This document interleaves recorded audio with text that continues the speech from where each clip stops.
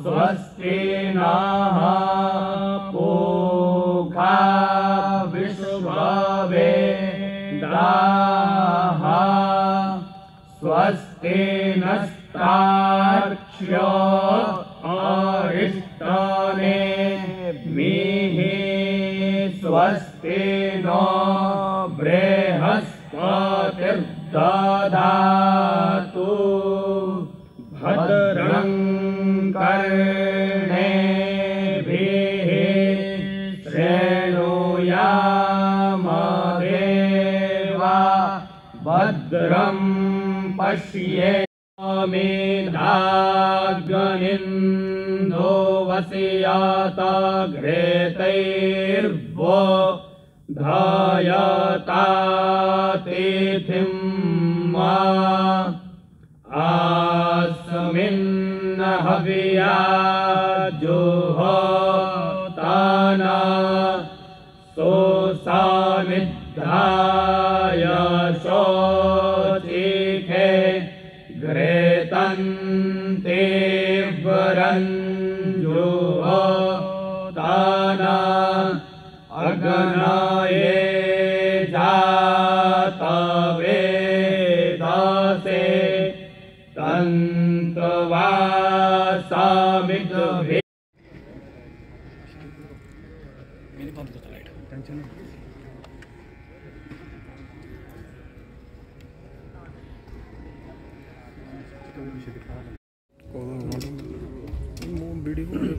कुछ खींच को निकलने कोना खा हमारी 4-5 हो जाएगी। कार्यक्रम में कोविड प्रोटोकॉल पूरा करने हम लोग पालन करेंगे। बैठते समय हम लोग एक सीट छोड़कर बैठें। आप सभी से अनुरोध है कि आप सभी अपना अपना स्थान ग्रहण करें।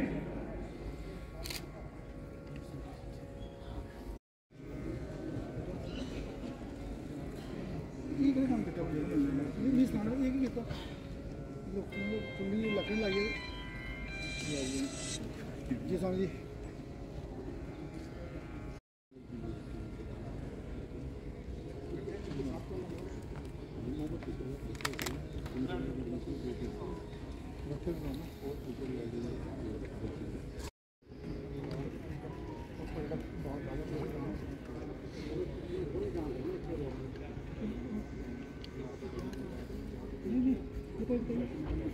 धर्म से नियंत्रित, राजा भी उसके अधीन, ऐसा चला। बाद में झगड़े भी हुए, राजा और धर्माचार्य इनके झगड़े हुए, कौन अधिकारी है। उन झगड़ों में एक समझौता भी हुआ। ये मैं पश्चिम की बात कर रहा हूं कि मरने के बाद के जीवन का विचार धर्माचार्य करेंगे और जब तक इस देह में जीवित है उसका विचार राजा करेगा। इसलिए एक शब्द आ गया दुनिया के इतिहास में जो हमारे यहाँ था नहीं, आजकल है, लेकिन वैसे गैर लागू है। वो शब्द है सेक्युलर। तो राज्य सेक्युलर रहेगा, धर्माचार्य शासन में, ऐसे चला। लेकिन धर्माचार्यों का भी ऐसा इतिहास रहा पश्चिम में बाद में कि इन सारी बातों को उन्होंने व्यापार की वस्तु जैसा बना दिया। क्या लगता है, क्योंकि फ्रांस जैसे देश में और मध्य युग में बड़े बड़े अमीर लोगों से और सरदारों से पैसे लेकर स्वर्ग में उनकी सीट रिजर्व की जाती थी। ऐसा जब हुआ तो अब जाए कहाँ मनुष्य। राजा भी ठीक नहीं और धर्म के अधिकारी जो कहलाते हैं वो भी ठीक नहीं। सभी अपना अपना स्वार्थ पूरा कर रहे हैं, वो शोषण बढ़ा है। तो मनुष्य जाति के हाथ में विज्ञान लगा और फिर उन्होंने वैज्ञानिक लोगों ने ये कहा कि कुछ नहीं, हम जानते हैं सारी सृष्टि को जानना चाहते हैं, जानो, प्रयोग करो, अनुभव लो और प्रतीति से जो सिद्ध होता है उसी को मानो। भगवान को भी अगर मानना है तो भगवान को हमारे टेस्ट ट्यूब में आना पड़ेगा। और उसके आधार पर ऐसे जो भ्रमजाल बुने जाते थे इन सारी बातों को लेकर, उसका भेद हुआ, मनुष्य जाति सुखी हुई, विज्ञान में कितनी प्रगति हुई। लेकिन प्रगति तो हुई, लेकिन ये भी बात आई सर्वाइवल ऑफ द फिटेस्ट। तो सब लोग स्पर्धा करने लगे और सारे सुख के साधन अपने ही हाथ में केंद्रित करना, ऐसी उनकी बात चली। उसके चलते शोषण जन्मा, तो व्यक्तिवाद के विरुद्ध दूसरा परिवर्तन आया, समाजवाद खड़ा हो गया। उस समाजवाद ने भी रशिया में, चीन में क्या क्या किया अब जानते हैं हम लोग, इसलिए उसके विरुद्ध भी प्रतिक्रिया हुई। फिर से लगा कि ये व्यक्तिवाद और जड़वाद हावी होगा। दूसरे तरफ से एक नया वामपंथ, न्यू लेफ्ट के नाते फिर से जड़वाद और समाजवाद हावी होगा, ऐसा चल रहा। निधि समर्पण संग्रह के अंदर भी देखने को मिला। राष्ट्रीय स्वयंसेवक संघ संपूर्ण समाज को बल संपन्न और अनुशासित और संगठित करना में देर नहीं हो। इस प्रकार मनुष्य निर्मित कृत्रिम आधारों पर ये राष्ट्र बने और उन आधारों में मनुष्यों को बनाए रखने की आवश्यकता के कारण राष्ट्र यानी उसके साथ एक शासन ये आवश्यक हुआ, इसलिए कहते हैं नेशन स्टेट। और वो अपने अपने स्वार्थ का जतन करते हैं। विश्व एकता की और बंधुता की कितनी भी बातें करे, सब करते समय अपने स्वार्थ को पहले रखते हैं। अपने स्वार्थ को नुकसान नहीं है तो ढेर सारा परोपकार करेंगे। अपने स्वार्थ के लिए अगर दूसरे का अपकार भी करना है तो आगे पीछे नहीं देखेंगे। हम इतिहास देख रहे, वर्तमान देख रहे दुनिया का। आपको उदाहरण देने की मुझे आवश्यकता नहीं। हमारे यहाँ ऐसा नहीं हुआ। हमारे यहाँ सुख तो सबको चाहिए, हमको भी चाहिए, लेकिन हमारे यहाँ सुख की खोज में हम लोग बीच में रुके नहीं, बाकी दुनिया रुक गई, क्योंकि उन्होंने सुख की खोज बाहर ही की, बाहर के पदार्थों में सुख खोजा। और सदा सर्वदा टिकने वाला, कभी फीका न पड़ने वाला सुख बाहर की दुनिया से कभी मिलता नहीं। आज तक मिला नहीं, आज भी नहीं मिल रहा है, कल भी नहीं मिलेगा, क्योंकि वो दुनिया ही स्वयं परिवर्तनशील है। लेकिन उन्होंने उसके आगे सोचा नहीं, क्योंकि जितना दिखता है उतना ही है, उसके आगे कुछ नहीं, ऐसा मानकर वो रुक गए।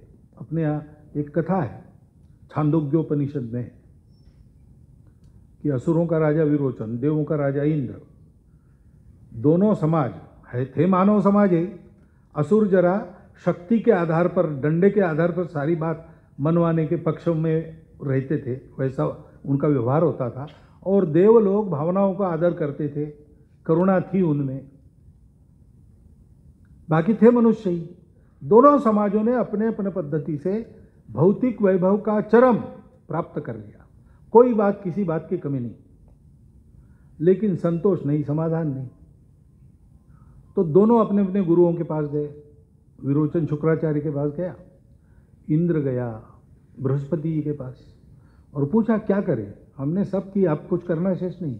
दुनिया में जो कुछ है सुख का साधन बन सकता है, हमारे पास है, चाहे जब है चाहे जितना है, दोष नहीं, सुख भी फीका हो जाता है, क्या करें। तो दोनों के गुरुओं ने उनको एक ही सलाह दी कि ब्रह्मा जी के पास जाओ, वो आत्मा को जानते हैं। ये आत्मा चीज ऐसी है कि वो शाश्वत है, अमर है, कभी मिटती नहीं, और परम सुख का निधान है, सदा टिकने वाला, कभी फीका न पड़ने वाला। ऐसा सुख उसके पाने से मिलता है, आत्मा को पाने से कुछ भी पाना शेष नहीं रहता। पूर्ण समाधान, पूर्ण संतोष। तो ब्रह्मा जी के पास जाओ, प्राप्त कर लो। तो दोनों गए वलकल पहनकर, शिष्य भाव से हाथ में समिधा लेकर, और दोनों को एक ही काम के लिए जाना था, साथ ही चले गए। ब्रह्मा जी के सामने उपस्थित हुए, उनके ध्यान से बाहर आने की प्रतीक्षा की। ब्रह्मा जी ने आंखें खोली, देखा दोनों सामने हैं, वलकल पहने और समिधा हाथ में। तो उन्होंने कहा अच्छा कुछ सीखने के लिए आए हो तो समिधा वहाँ रख दो यज्ञ कुंड के पास, और बताओ क्या चाहिए। तो समिधाएं रखी, नमस्कार किया और पूछा ब्रह्मा जी को कि आप आत्मविद्या को जानते हैं, आत्मा अमर है, शाश्वत है, और उसके पास सारा सुख है, कभी भी फीका नहीं होता है, और आत्मा अमर है इसलिए वो सुख भी शाश्वत है। तो उसको हमको देखना है, उसको कैसे देखना हमको विद्या बताइए। तो ब्रह्मा जी ने कहा कि तुम देखते कैसे हो? आंखों से देखते हैं। तो फिर आंखों में कौन देखता है तुम्हारे? तुम देखते हो ये नहीं क्या? तो तुम्हारे आंखों में जो देखने वाला बैठा है ना, तुम हाथ भी हो, तुम पैर भी हो, तुम आंख भी हो, लेकिन ये तुम कौन है जो सब जगह है? वो तुम्हारे आंखों के अंदर बैठा है, उसको देख लो, वही आत्मा है। तो भी कैसे करना? तो दोनों एक दूसरे के सामने खड़े हो गए और एक दूसरे की आंखों में आंखें डालकर देखा तो प्रतिबिंब दिखा अपना अपना। क्या दिखेगा? वही दिखता है। तो उन्होंने मान लिया कि ये जो हम दिख रहे वही आत्मा है। और उस आनंद में दोनों वापस चले। मार्ग में वैतरणी नदी को लांघना था, नौका में बैठकर विरोचन चप्पू चला रहा था, इंद्र शोभा देख रहा था। उसको ध्यान में आया कि जो आत्मा जिसको हम कहते हैं पानी में अपना प्रतिबिंब, वो तो चप्पू चलाने से नष्ट हो जाता है। तो उसने विरोचन को कहा कि गड़बड़ हो गया, कुछ ब्रह्मा जी ने गुत्थी डाली है अपने सामने सुलझाने के लिए, ये तो नष्ट हो रहा है, आत्मा तो अमर है, शाश्वत है। विरोचन ने कहा नहीं नहीं भाई, ऐसा क्यों करेंगे, बहुत परिश्रम से यहाँ तक आए, अब फिर एक बार वापस जाना वगैरह हमको नहीं चाहिए, हम समझ गए। सारे खटपट में, संघर्षों में 2000 वर्ष से ये प्रयोग हुए, लेकिन मनुष्य को सुख नहीं मिल रहा है, संतोष नहीं मिल रहा है। साधन सुख के बहुत बढ़ गए। विज्ञान जैसा एक अमोघ साधन अपने हाथ में आ गया, उसके कारण बहुत सारी बातें हम जानने लगे। मनुष्य के जानकारी का स्तर, ज्ञान का स्तर बहुत बढ़ा, परंतु आत्महत्याओं का प्रमाण बढ़ा। नई नई बीमारियां आ गई कि भेजी गई, इसकी भी चर्चा चल रही है। और देशों देशों के संघर्ष बढ़े, पर्यावरण का नाश होने लगा। और ऐसी सारी अवस्था में आज अगर हम देखते हैं, विशेषकर ये कोरोना के 1 साल के बाद, अभी 1.5 साल हो गया, सारी दुनिया में एक पुनर्विचार चला है। विकास का प्रतिमान क्या हो? अभी तक एक सेटल्ड व्याख्या थी, पश्चिम से आई हुई, सारी दुनिया में लोग उसी व्यवस्था में चलते थे, लेकिन अभी उस पर प्रश्न चिन्ह उत्पन्न हुआ। इसलिए नए शब्द आने लगे हैं, डेवलपमेंट नहीं, सस्टेनेबल डेवलपमेंट और इको फ्रेंडली जीवन। अब हमारे यहाँ ही तो बहुत पहले से है, दुनिया को आज उसका पता चल रहा है और रास्ता नहीं मिल रहा है, अभी भी रास्ता नहीं मिल रहा। और इसलिए ये विचार चल रहा है दुनिया में कि कोई तीसरा रास्ता होना चाहिए, और वो रास्ता भारत के ही पास होना चाहिए। इसलिए भारत की ओर आंखें लगी है, क्योंकि भारत में ये सारी बातें नहीं थी। हमने 6000 साल कम से कम खेती की है अपनी ज़मीन में, भारत में। हमारी ज़मीनें आज भी देती है। अफ्रीका के ज़मीन जैसी कुंवारी ज़मीन में पाश्चात्यों के कारण 600 साल की खेती हो गई, वो ज़मीन ऊसर बन गई, अब उसको बार बार विश्राम देना पड़ रहा है। हमारे यहाँ उस समय की तकनीकी के उच्चतम आविष्कार थे। ढाके की मलमल जैसी मलमल आज भी कंप्यूटराइज्ड मशीन पर बनना कठिन बात है, लेकिन हमने बनाई। उत्कृष्ट क्वालिटी का फौलाद, अभी स्तंभ है, दिल्ली में स्तंभ है, जंग नहीं खाता। सांची में है, जंग नहीं खाता। टेक्निकल इंस्टीट्यूट है, उन्होंने रिसर्च किया, झारखंड के जंगलों से लोगों को ले आए, उनका 32 लोगों को उठाकर कहीं पर भी ले जा सकते हैं, ऐसा 32 लोगों के द्वारा उठाकर ले जा सकते हैं, ऐसा फर्नेस, उसमें उन्होंने फौलाद बनाया। उसके कुछ 27 पैरामीटर्स उन्होंने तय किए। पूरे 27 पैरामीटर्स की कसौटी पर खरा उतरने वाला फौलाद और कोई बना नहीं सका है अभी तक। हमारे यहाँ इतनी प्रगति थी। विलियम डैलिरिम्पल अपने पुस्तक में लिखता है कि ईस्वी सन 1 से लेकर ईस्वी सन 1700 तक भारत आर्थिक दृष्टि से पूरे दुनिया में अग्रणी था। दुनिया के उत्पादन में सबसे अधिक योगदान उसका था, दुनिया के व्यापार में सबसे अधिक हिस्सा उसका था। हम आर्थिक दृष्टि से अग्रणी रहे। सारी बातों में अच्छे होने के बाद भी हमारा पर्यावरण खराब नहीं हुआ। हमारे यहां आपसी कटु संघर्ष ऐसे नहीं हुए। विदेश के संपर्क में आने के बाद, सिकंदर के आक्रमण के पश्चात, हमारे यहां पर ही सारा अधपतन का दौर चला है। तो हम ऐसे अलग विशिष्ट क्यों बने? और हमको इन सारी बातों की, संकटों की बाधाएं अपने पद्धति से हम चलते थे, तब क्यों नहीं हुई? वहां पर जो राष्ट्र बने वो इस सर्वाइवल के डर से बने। फिर कोई एक फैक्टर मानव निर्मित, उसके आधार पर एकता करना। भाषा के आधार पर इंग्लैंड एक राष्ट्र है, आयरलैंड, स्कॉटलैंड, वेल्स और ब्रिटेन। अंग्रेजी भाषा वहाँ विकसित हुई आपसी संघर्ष में से ही, उसके आधार पर उनके संबंध बने। जब तक अंग्रेजी भाषा है, यूनाइटेड किंगडम है। अंग्रेजी भाषा अगर समाप्त हो गई तो यूनाइटेड चला जाएगा, किंगडम्स रहेंगे। आर्थिक व्यापारिक हितों की समान दृष्टि के आधार पर यूनाइटेड स्टेट्स ऑफ अमेरिका एक देश है। उसमें जब संघर्ष होता है तो वहां भी आजकल चलती है। एक रिलीजियस फिलॉसफी पर, इस्लाम के आधार पर अरब एक राष्ट्र है। सारे अरब कबीलों को जोड़ के रखने वाला इस्लाम है। जैसे उपासना के अनेक मार्ग हैं, लेकिन जोड़ने वाला तत्व हमारे पास होने के नाते हमने इन सबको, विविधताओं को एक ही एकता का श्रृंगार माना। आज हम कहते यूनिटी इन डाइवर्सिटी, लेकिन हमारे यहाँ वास्तविक विचार तो है डाइवर्सिटीज ऑफ यूनिटी। ये एक ही प्रकट हुआ है इतने रूपों में, इनमें विरोध नहीं है, इसमें कोई अंदर का कोई बाहर का नहीं है। मेरे समझ के विस्तार की आवश्यकता है। मैं जन्मा, मुझे केवल भूख समझ में आती थी। एक दिन के बाद माँ का परिचय हो गया, 3-4 दिन के बाद पिता का भी परिचय हो गया, धीरे धीरे बचपन में रिश्तेदारों का परिचय हो गया, कुटुंब की भावना आई। खेलते खेलते, हंसते खेलते बड़ा होते होते गांव को अपना मान लिया, जिले को अपना मान लिया, प्रदेश को अपना मान लिया, देश को अपना माना।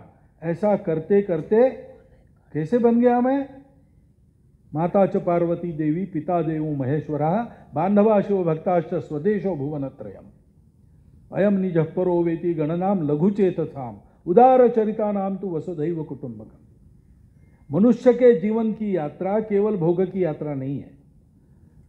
शरीर को पुरुषार्थ करने के लिए, सक्षम करने के लिए अर्थ काम का अर्जन करना धर्म के अनुशासन में, और अपनी चेतना का विस्तार इतना करना कि संपूर्ण विश्व ही मेरा अपना बन जाए, कुटुंब। मैं पूरा विश्व बन जाऊं और सारा विश्व मुझ में दिखे। मैं देख सकूं मेरे अंदर, मैं देख सकूं सब में उसी को। ऐसे जीवन का तरीका, ये हमारा विशिष्ट तरीका रहा। उस तरीके को गांव गांव, देश देश पहुंचाना है, सारी दुनिया को बताना है। तो उसका साधन क्या है?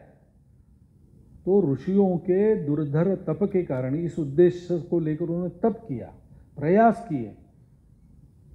भद्रमिच्छन्त ऋषय स्वर्विदा तपो दीक्षाम उपसे दुरग्रे। विश्व के कल्याण की इच्छा रखने वाले ऋषियों ने दुर्धर दीक्षा लेकर तप किया।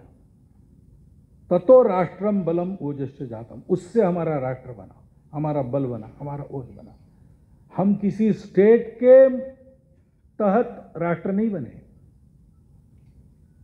हमारे सामने संपूर्ण विश्व को सुख शांति युक्त, मनुष्यता युक्त, सबको साथ लेकर सबका विकास करने वाला ऐसा रास्ता है। उसको हम धर्म का रास्ता कहते हैं। धर्म का मतलब हमारे यहाँ पूजा नहीं है, पूजा भी उसका एक भाग है मनुष्य के जीवन में सर्वत्र। और इसलिए इस जीवन में उस संयम का आचरण, ये वैधा आचरण माना जाता है। Everyone for himself and they will take the hindmost, ऐसी वहां विचार विकसित जोड़ने वाला नहीं था। तो एक का सुख चाहिए तो बाकी को शरीर का सुख चाहिए, मन बुद्धि को गिरवी रखो। मन का सुख चाहिए, स्वाभिमानी हो, कष्ट सहन करने पड़ेंगे, शरीर का सुख नहीं मिलेगा। बुद्धि का सुख चाहिए तो मन की आकांक्षाओं को, मनोरंजन को भूलना पड़ेगा। एक साथ नहीं हो सकता। लेकिन आत्मा जोड़ने वाला जहाँ है वो कहते हैं कि इनको एक संतुलन से चलाओ, एक संयम से चलाओ, तो सबको सुख एक साथ मिलेगा। अर्थ काम को मुक्ति तक ले जाना है, धर्म के अनुशासन में रखो। मनुष्य को समाज के लिए भी जीना है, सृष्टि के लिए भी जीना है, स्वयं के लिए भी जीना है। जीवन ऐसा होना चाहिए कि मेरे जीवन से सबका जीवन बने, मेरे अकेले का जीवन न बने। और इसलिए ये जो जोड़ने वाला तत्व है हमारे पास आ गया। हमारे ऋषियों को ये भी ज्ञान हो गया कि जो हमारे पास है वो सबके पास है, वो जानते नहीं, और जानेंगे तो सारे संघर्ष समाप्त हो जाएंगे, जीवन में भद्रता आ जाएगी, सदा के लिए सुख संतोष की राह मानवता चलेगी। तो इस सत्य को सबको देना चाहिए। उनको सर्वाइवल का प्रश्न नहीं था। जिस भूमि में वो थे वो तीन और ऊंचे पर्वतों से घिरी थी, हिमालय और दोनों तरफ उसके बाहु, हिंदुकुश और आराकान, और सागर पर्यंत फैली थी। तीनों ओर से सागर उसकी सुरक्षा करता था। उस जमाने में कोई आ नहीं सकता था, इसलिए आक्रमण का भय नहीं था, सुरक्षित थे। अंदर भी सुजल सुफल मलय शीतल भूमि में भरपूर था, और इसलिए जीवन के लिए आपस में लड़ना नहीं पड़ा। हम अगर किसी रेगिस्तान में पैदा होते जो कुछ नहीं देता तो हम भी बन जाते, क्योंकि वहाँ दो ही काम है, सेवा करो जिनके पास है उनकी, या फिर लूटो, और तुम लूटोगे तो दुनिया भी लूटेगी, तो तैयार रहो। या यूरोप जैसी भूमि होती हमारी आधा देने वाली, तो हम भी जहाज़ों में बैठकर देश विदेश की यात्रा करके धन कमा के व्यापार के आधार पर अपनी कुछ चीज़ें देकर वहाँ से चीज़ें लाते, और इस प्रक्रिया में वहाँ के स्थानीय व्यापारियों को मात देने के लिए हमको छल कपट का अवलंबन करना पड़ता। इहलोक में परलोक में सुख देने वाला धर्म है, ऐसा भी कहते हैं। तथागत ने कहा कि पहले, मध्य में और बाद में सर्वत्र आनंदमय धर्म है।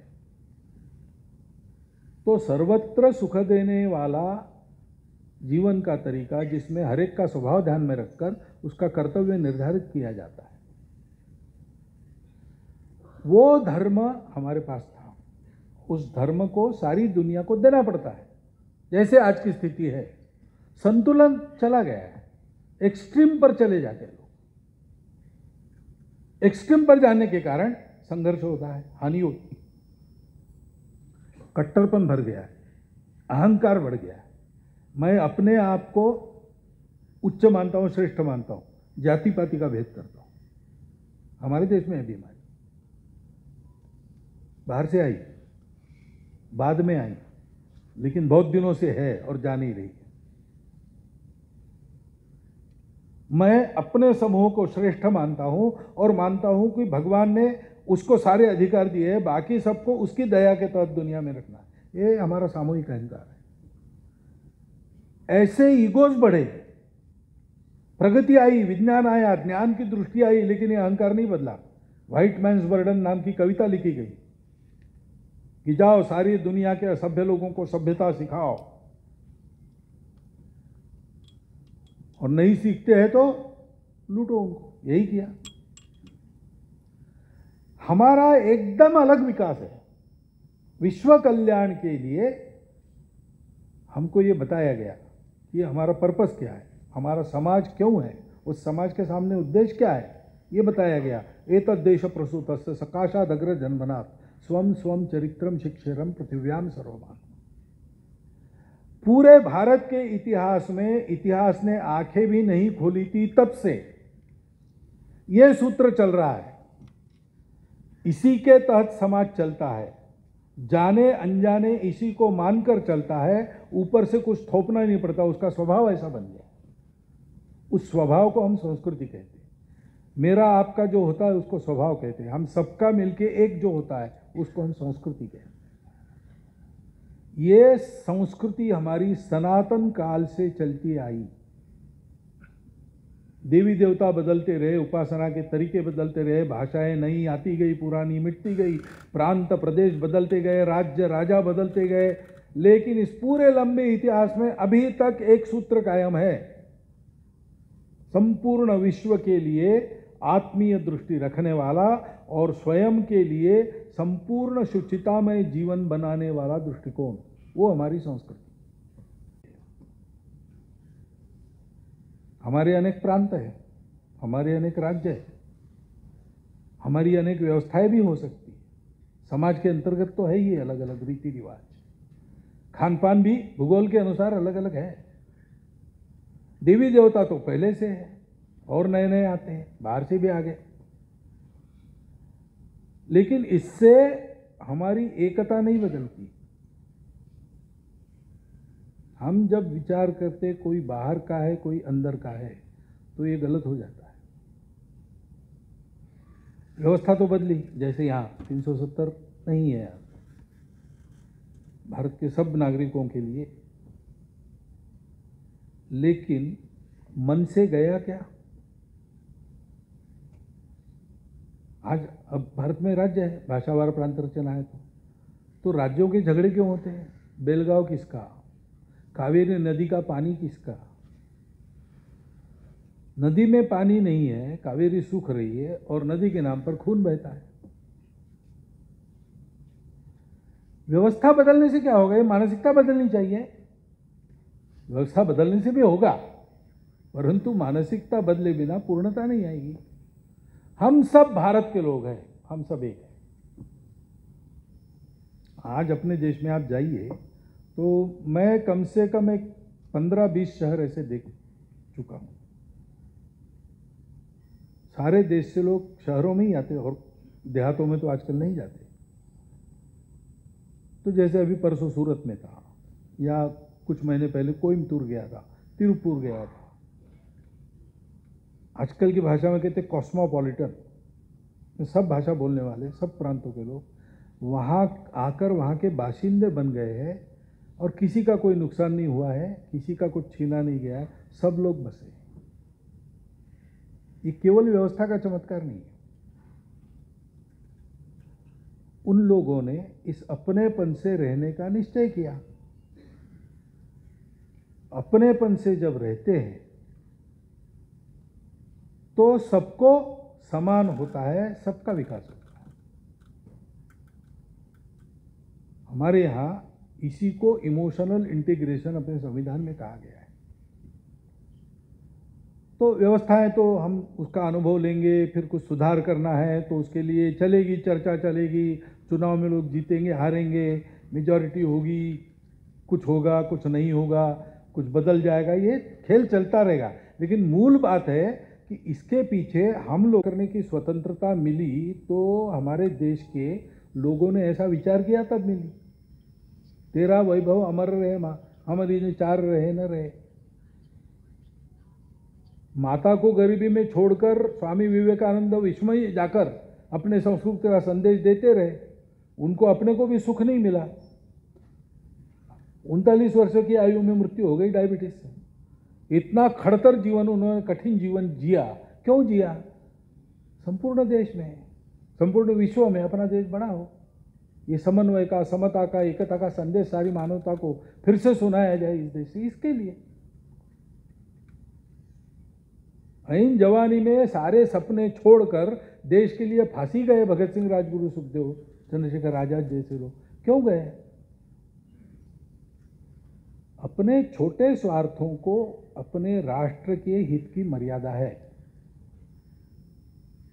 हम अलग अलग तो है, मैं भी अलग हूं और आपकी तो बात अलग है। मेरा छोटा भाई मेरे से अलग है, मेरी माता जी मेरे से अलग थी, मेरे पिताजी मेरे से अलग थे, लेकिन अलग थे फिर भी हम एक है।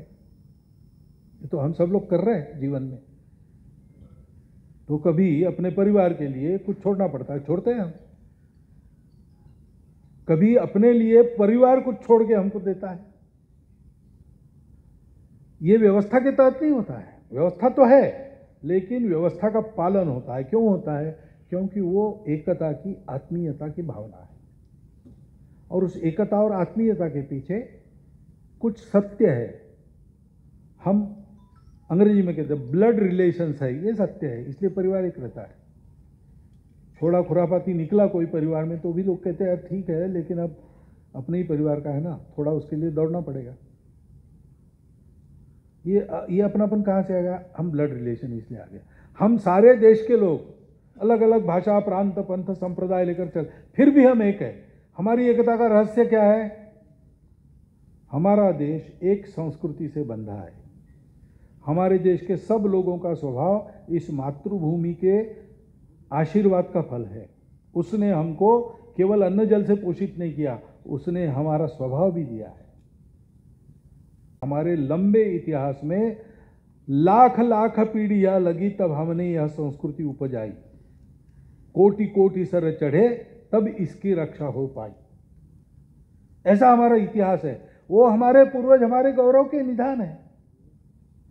इन सूत्रों का पुनर्जागरण, उसके आधार पर अपनी विविधताओं का, विशिष्टताओं का पूर्ण स्वीकार और सम्मान करते हुए, एक दूसरे के जीवन को समृद्ध बनाने का पुरुषार्थ करते हुए, हम सबका एक राष्ट्र के नाते दुनिया में संदेश देने लायक बनना, ये अपनी तो आवश्यकता है ही, दुनिया की भी आवश्यकता है। और इसका प्रारंभ करना पड़ेगा अपने से। कुछ स्वाभाविक बातें तो होती है।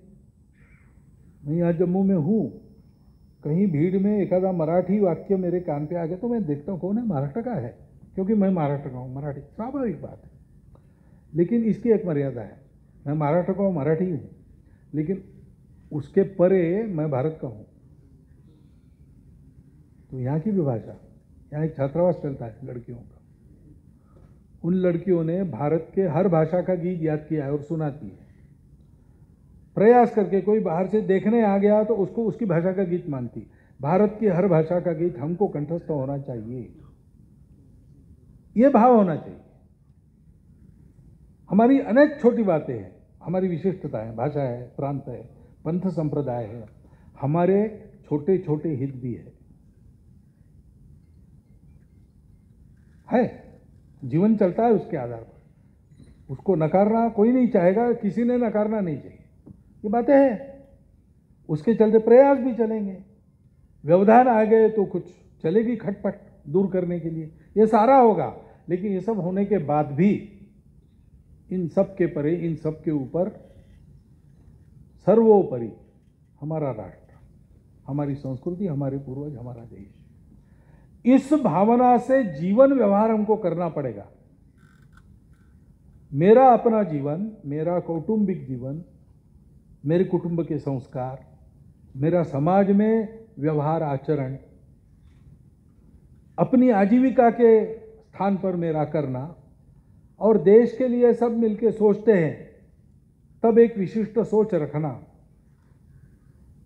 एक मर्यादा रखना सब बातों की, ऐसा व्यवहार हमारा होना पड़ेगा।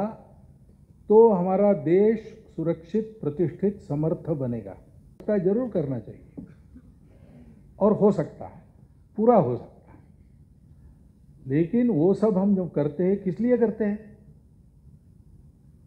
पांडव जब निकले महाभारत के युद्ध के लिए, कुंती का आशीर्वाद लेने के लिए गए, तो कुंती ने क्या कहा कि हर क्षत्राणी अपने बच्चों को जिसके लिए तैयार करती है, वो प्रसंग आ गया है, मुझे अभिमान है। 5 पुत्र मैंने कैसे तैयार किए, इसकी परीक्षा होगी। अब याद रखना, मेरे परवरिश को लाज नहीं आने देना, ये कुंती ने कहा है। तो हम ये सारा जमा करते हैं, ये कहाँ लेके जाना है? ये अपने देश के काम आए, अपने लोगों के काम आए। और अपना देश भी वो सोचता है कि हम बड़े बनेंगे तो क्या करेंगे, हम दुनिया के काम आए। बाकी लोग महाशक्ति बनते हैं, हम बड़े बन के सारी दुनिया पर अपना प्रभाव। हम महाशक्ति नहीं बनते, हम बड़े बन के कहते कि सारी दुनिया को मैंने जो अच्छा पाया है वो अच्छा मिले, इसलिए उनका प्रबोधन करें। इसलिए हम विश्व गुरु कहलाते हैं, हम महाशक्ति नहीं कहलाते। वो हम बनेंगे भी, सब बातों में बड़े बनेंगे तो भी हमारा देश सोचता है विश्व के लिए बनते। इसलिए हमारे देश का प्रत्येक व्यक्ति, प्रत्येक परिवार ऐसा होना चाहिए कि हम 2 हाथों से कमाएंगे, 1000 हाथों से बांटेंगे। हमारा विकास हम इसलिए करेंगे कि हमारे विकास में हम सबका विकास होगा। मेरे गांव का विकास होगा, मेरे समूह का विकास होगा, मेरे देश का विकास होगा, मेरे राष्ट्र का विकास होगा, उससे दुनिया का विकास होगा। इस भावना के आधार पर कोई भी व्यवस्था चलती है, इसके अभाव में ही व्यवस्था फेल होती है।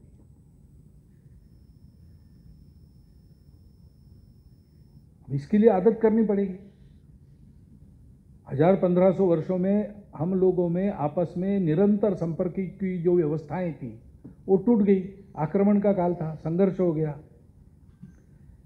हमारे अपने स्वरूप का हमको विस्मरण हो गया, आपस में झगड़े बढ़े, भेद भावना उत्पन्न हुई, हम आपस में ही भेद करने लगे, छुआछूत जैसी बातें आ गई।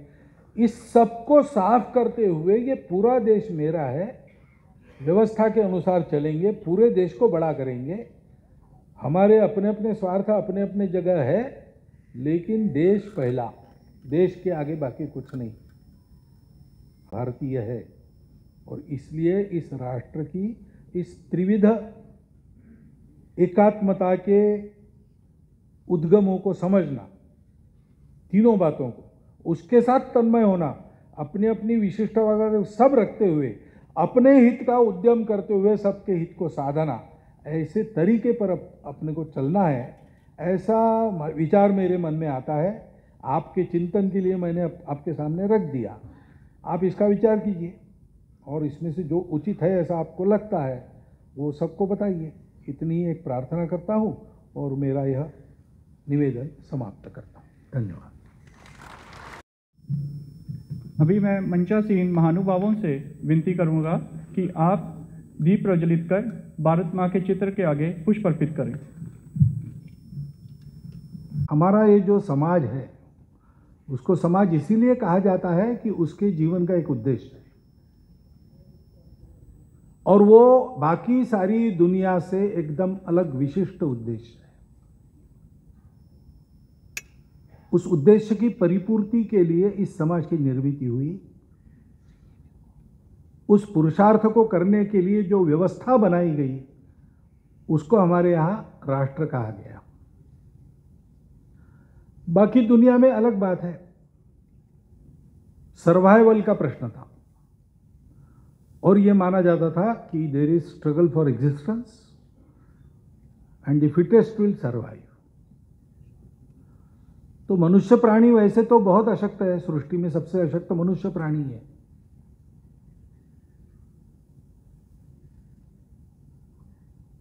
तो मनुष्यों ने सोचा कि समूह में सुरक्षा है, इसलिए पहले कबीले बने, कबीलों के सम्मिलन हो गए और जब जीवन में स्थिरता आई तब उसके ग्राम बने और फिर उन सब ने तय किया कि सुरक्षा इसमें है, हमारी सामूहिकता में है और उसके लिए अंदर शांति चाहिए, तो एक राजा चाहिए। तो एक व्यक्ति प्रमुख, उसके अधीन सारे अधिकार और वो सबको नियमित करे, सुख शांति बनाए रखे और सुरक्षा का प्रबंध करे, उसके नेतृत्व में सारा सुरक्षा का प्रबंध होगा। ऐसा वो राजा बन गया। लेकिन मनुष्य की बुद्धि पतित होती है, तो राजा लोग अत्याचारी बन गए। तो अत्याचारी बन गए तो फिर ऐसे कुछ महापुरुष निकले, साक्षात्कारी लोग निकले, जिन्होंने कहा कि विश्व का राजा कौन है, ये मनुष्य राजा थोड़ी है, असली राजा तो भगवान है और सब मानवीय राजाओं को उसके अनुशासन में चलना पड़ेगा, तभी उनको माना जाएगा, नहीं तो नहीं मानेंगे। और इसलिए दुनिया में एक रिलीजन नाम की चीज, जो एक विशिष्ट अनुशासन मानती है, विशिष्ट पुस्तक मानती है, विशिष्ट भगवान का रूप मानती है, सत्य का रूप मानती है, और एक उसके तहत जो व्यवस्था बनती है, उस व्यवस्था में सबको बाध्य करती है कि उसी के अनुसार चले, उसी का अनुशासन माने। द गवर्नमेंट दे डिजर्व, तो जैसे हम हैं वैसे हमारे नेता। अब राजनीति है, एक दूसरे पर आरोप प्रत्यारोप, एक दूसरे की गलतियां नहीं, ये खेल चलता है, चलने दो। लेकिन थोड़ा उन बातों से अलिप्त होकर हम विचार करें तो जैसे हम हैं वैसे हमारी प्रतिनिधि है। और इसलिए हमारी प्रकृति के अनुसार, हमारी वस्तुस्थिति के अनुसार, हमारी आकांक्षाओं के अनुरूप व्यवस्था तब आएगी जब हम अपने आप को ठीक से समझते होंगे और ठीक से समझकर उस प्रकार अपना विकास करने के लिए हर प्रकार से संकल्पबद्ध होंगे।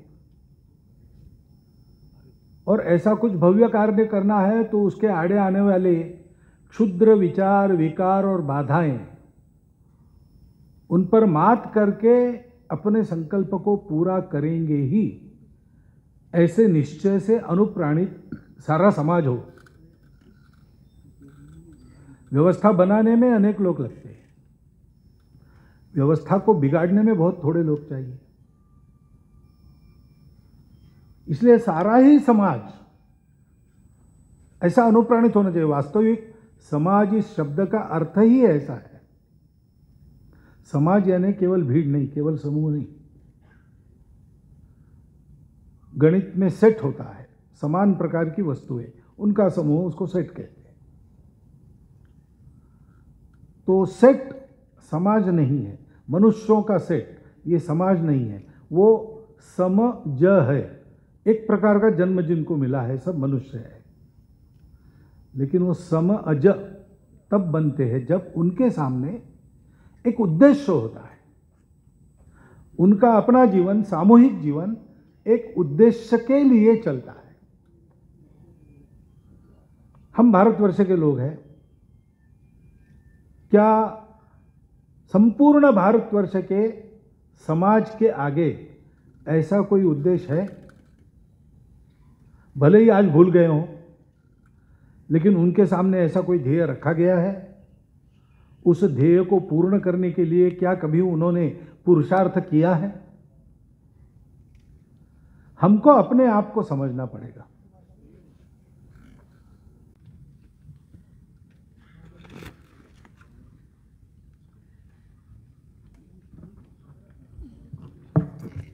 माननीय क्षेत्र संघ चालक जी, माननीय प्रांत संघ चालक जी, परम श्रद्धेय संतवृंद और उपस्थित आत्मीय प्रबुद्ध नागरिक सज्जन माता भगिनी, आपकी अनुमति गृहीत लेकर मैं बैठकर बोल रहा हूं, क्योंकि जिस प्रकार का आज कार्यक्रम है उसमें मैं भाषण ऐसा नहीं करने वाला। आपके सामने मेरे मन में उठने वाले कुछ तरंग में चिंतन के लिए रखने वाला हूं। एक तरह से ये एक तरफा गपशप है और इसलिए मैं बैठकर बोल रहा हूं। आप सब प्रबुद्ध जन ऐसे हैं तो जिनके मन में प्रकर्ष से बोध का उदय हुआ है, ऐसे आप लोग हैं। और दूसरा, जो जन समाज का प्रबोधन करने वाले हैं, ऐसे भी आप ही लोग हैं। और इसलिए आपके सामने कुछ विचार रखूंगा, अपने चिंतन के प्रक्रिया से आप उसको निकालेंगे, उचित लगा तो लोगों को बताएंगे, उनका प्रबोधन करेंगे। इस आशा से मैं आपके सामने बोल रहा हूं, क्योंकि समाज का प्रबोधन ये बहुत आवश्यक बात है। व्यवस्था बदलती है, अभी 370 हटा, उसके बाद मैं आ रहा हूं, ऐसा कहा गया, छप भी रहा है ऐसे ही। तो 370 हटा यानी व्यवस्था में परिवर्तन हुआ। जो उद्देश्य है, जो वस्तुस्थिति है, जो प्रकृति है, व्यवस्था उसके अनुकूल होनी चाहिए। वो नहीं है ऐसा लगता था तो बहुत लोगों ने संघर्ष किया। यानी यूं कहे तो श्यामा प्रसाद मुखर्जी प्रजा परिषद आंदोलन के समय से जिस एक बात को मन में लेकर यहाँ संघर्ष हुआ, प्रांतों में, सब प्रदेशों में, आप कुछ खरीदिए, तोल के मिलेगा, ऊपर से कुछ और मिलेगा। आम खरीदने जाओ, 100 खरीदे जाएंगे, बाद में वो 5 रख देगा। चावल खरीदने जाओ, 5 किलो खरीदे, ऊपर से 1 मुट्ठी डाल देगा। सब्जी वाले के पास जाओ, धनिया, हरी धनिया खरीदो, 2 जूड़ी देगा, ऊपर से 2 काढ़े रख देगा। आज भी है, सर्वत्र है, हर भाषा में भारत के इसके लिए शब्द है। दुनिया के किस धर्म ग्रंथ में ये लिखा है?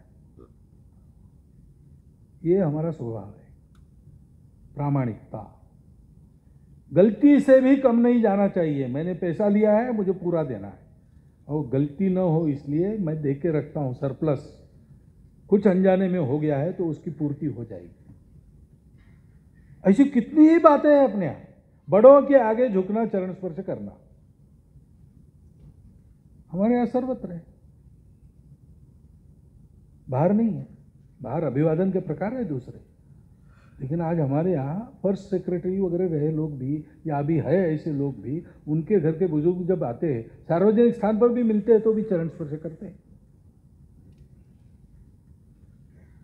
ऐसी कई बातें, वो संस्कृति जो सा प्रथमा संस्कृति विश्ववारा ऐसा जिसको कहा है, और प्री क्रिश्चियन प्री इस्लामिक काल में इसी का सारे विश्व पर प्रभाव था। कहीं पर हमने साम्राज्य नहीं किया तो भी सारे दुनिया ने खुशी खुशी इसको स्वीकार किया। उस संस्कृति को देना, उस धर्म को देना जो संतुलन देता है, जो विकास के कारण पर्यावरण की हानि नहीं करता, जो व्यक्ति के विकास में समाज के विकास को बाधा नहीं बनने देता, व्यक्ति के विकास को समाज के विकास में बाधा नहीं बनने देता, और दोनों के विकास को सृष्टि के विकास के पूरक बनाता है। जो अर्थ और काम को संतुलित तरीके से चलाकर उनको भी सफल करता है।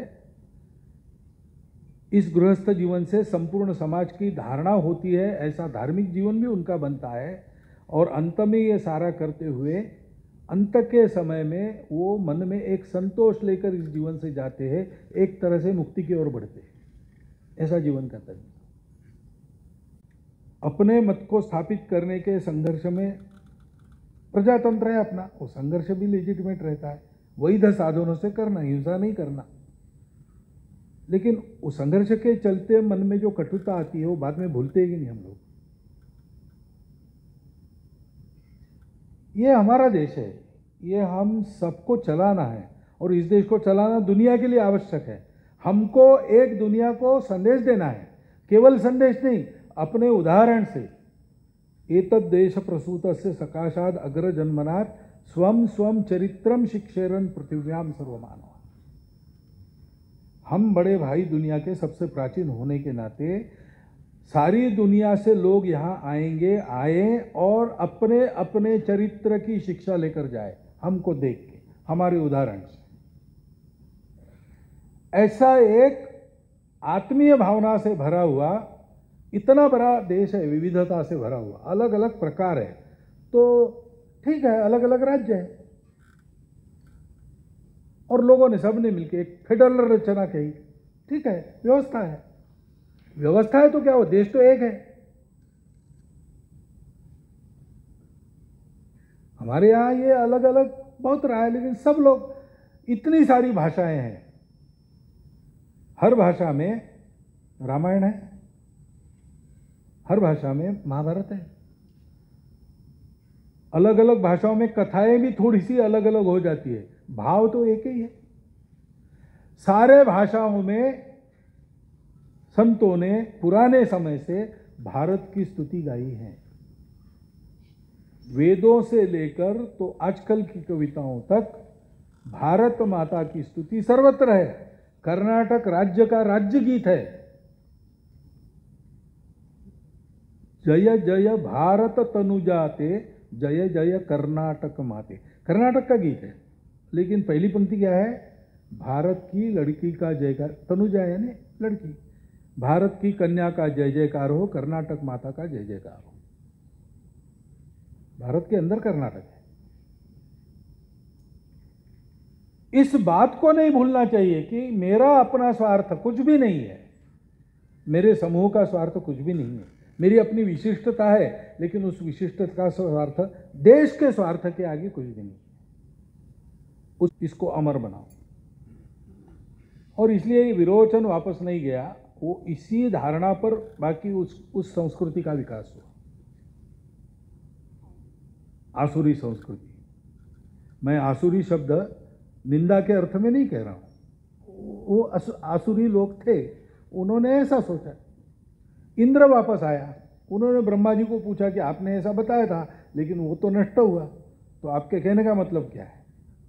तो ब्रह्मा जी ने फिर एक के बाद एक उसके सामने ऐसे कूट डाले, उसको सुलझाते सुलझाते सुलझाते एक दिन इंद्र को आत्मविद्या की प्राप्ति हो गई और उनका समाज दैवी संपदा वाला समाज बना। अब इंद्र था कि नहीं, विरोचन था कि नहीं, लेकिन ये बात है कि एक समाज को ये सत्य मिला कि सुख बाहर नहीं, सुख अंदर है। ये हमारे चिंतन की पहली विशेषता है। पदार्थों में सुख नहीं है, सुख अपने अंदर है। और उस सुख के उद्गम को, उत्स को प्राप्त करना, ये जीवन का परम लक्ष्य है, क्योंकि जीवन का उद्देश्य ही सुख प्राप्ति है। भगवान ने एक से अनेक होकर संकल्प लेकर ये सृष्टि उत्पन्न की, तो सुख के लिए ही की। और सुख उसके प्राप्ति से होता है, इसलिए परम लक्ष्य जीवन का उस सत्य का साक्षात्कार करना, उसको प्राप्त किया हमारे पूर्वजों ने। और उनको ये भी ज्ञान हुआ कि ये आत्मा सब में है, जड़ चेतन चराचर सृष्टि में सर्वत्र विद्यमान है, और एक एक देह में ये जीव का रूप लेता है, जीव के अंदर रहता है। सारी सृष्टि में यही परमात्मा बना है। तो ये जोड़ने वाली बातें प्राप्त होगी। शरीर मन बुद्धि अलग अलग दिखते हैं, व्यावहारिक जगत में वैसा काम भी करते हुए लगते हैं, लेकिन वो जुड़े हैं आत्मा से। एक व्यक्ति का समूह, समाज और सारी सृष्टि, ये अलग अलग देखते हैं, अलग अलग लगते हैं, लेकिन जुड़े हैं परमात्मा के कारण। सूत्रे मणिगणा इव। और इसीलिए शरीर मन बुद्धि के सुख का व्यापार अर्थ और काम के द्वारा चलता है। अर्थ और काम को मान्यता है, वो लेजिटिमेट परस्यूट है, उनको पुरुषार्थ कहा है। लेकिन उपभोग में सुख नहीं है, अंदर देखना है। तो बाहर के भोगों से विरत होकर अंदर जाना पड़ेगा। इसलिए उपभोग के लिए जीवन नहीं, संयम का जीवन असली जीवन है, मनुष्य जीवन है।